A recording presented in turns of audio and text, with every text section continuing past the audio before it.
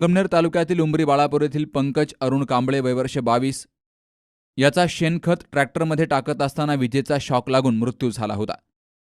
गेली 26 दिवसांपासून पोलीस प्रशासन गुन्हा दाखल करण्यासाठी टाळाटाळ करत आहे।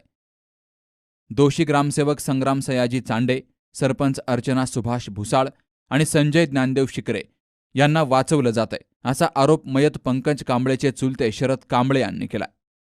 28/11/2024 रोजी माझा पुतण्या पंकज अरुण कांबळे हा ग्रामपंचायतची स्ट्रीट लाईटला चिटकून त्याचा दुर्दैवी अपघाती मृत्यू झाला।